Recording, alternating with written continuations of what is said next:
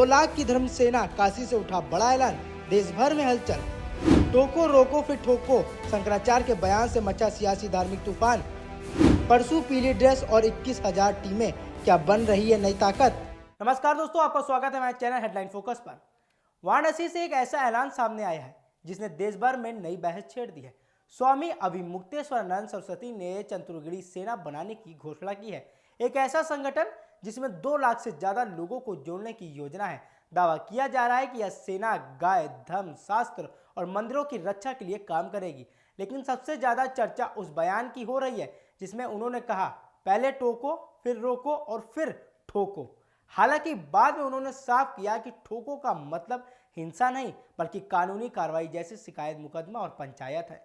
सिद्धांत ये है कि निर्बल का बल बनो और उसके लिए तरीका है टोको, रोको और नहीं तो ठोको।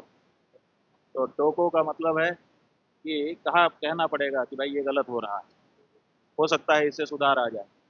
अगर सुधार नहीं आता है तो फिर खड़े होकर रोकना पड़ेगा कि आपको रुकना होगा, ये ठीक नहीं। और अगर उतने पर भी कोई नहीं मानता है तो फिर उसको ठोको। ठोको का मतलब सीधे लकड़ी लेकर के या गोली लेके प्रहार कर देना नहीं है, उसके ऊपर लिखित रूप से शिकायत करना, पंचायत करना आदि आदि जो भी संविधान प्रदत्त हमारे अधिकार हैं वो आरंभ कर दिए जाए। तो ये हमारा तरीका होगा। अब सवाल यह उठता है कि क्या यह पहल एक संगठित सामाजिक आंदोलन बनेगी या फिर इससे नए विवादित बयान खड़े होंगे। क्या लाखों लोगों का ऐसा नेटवर्क कानून के दायरे में रहकर काम कर पाएगा या जमीनी स्तर पर इसकी अलग अलग व्याख्या होंगी। काशी से उठी यह आवाज अब पूरे देश में गूंज रही है और हर कोई जानना चाहता है, क्या यह धर्म रक्षा का नया मॉडल है या आने वाले समय की बड़ी बहस की शुरुआत है।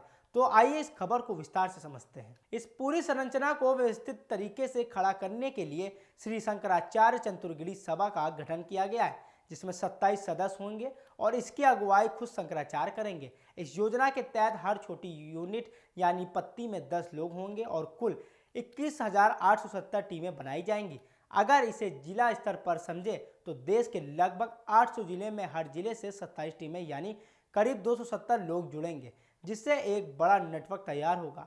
इस पूरी पहल को एक संगठित सामाजिक अभियान के तौर पर पेश किया जा रहा है, जिसमें अनुशासन, एकरूपता और स्पष्ट जिम्मेदारियां तय करने की बात कही गई है। अब बात करते हैं इस चतुर्गिरी सेना के काम करने के तरीके की, जिसे लेकर सबसे ज्यादा चर्चा हो रही है। शंकराचार्य ने इसे 3 चरणों में समझाया, पहले टोको, फिर रोको और अंत में ठोको।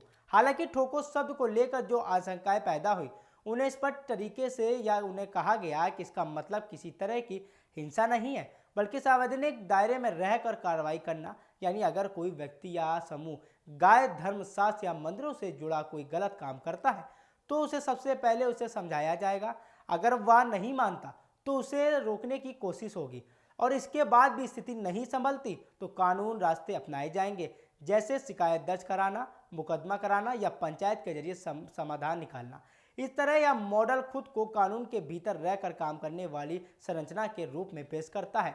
इसके साथ ही इस सेना की एक विशेष पहचान भी तय की गई है। सदस्य की ड्रेस पीले रंग की होगी और उनके हाथ में परशु यानी फरसा प्रतीक के रूप में होगा, जो पारंपरिक और धार्मिक पहचान को दर्शाता है।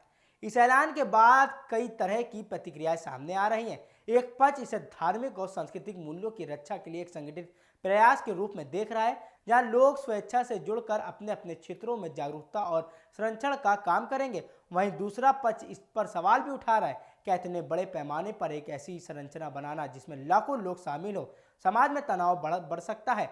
क्या टोको, रोको, ठोको जैसे शब्द की व्याख्या हर जगह एक जैसी होगी या अलग अलग लोग इसे अलग तरीके से समझ सकते हैं। यही वजह है कि इस पहल को लेकर कानूनी, सामाजिक और राजनीतिक बहस भी तेज हो गई है। विशेषज्ञों का मानना है कि अगर इस तरह का कोई भी संगठन बनता है तो उसका पूरी तरह से कानून के दायरे में रहना बेहद जरूरी है, ताकि किसी भी तरह की अराजकता या टकराव की स्थिति पैदा ना हो।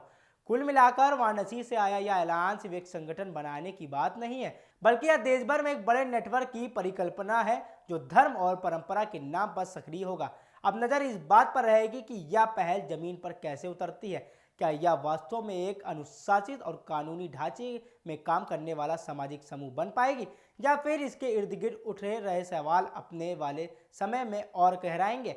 फिलहाल इतना तय है कि चतुर्वेदी सेना का यह विचार आने वाले दिनों में चर्चा और बहस का बड़ा केंद्र बना रहेगा और इसके हर पहलू पर देश भर की नजरें टिकी रहेंगी। आपकी क्या राय है हमें कमेंट बॉक्स में जरूर बताएं और ऐसी खबरों के लिए बने रहिए हेडलाइन फोकस पर।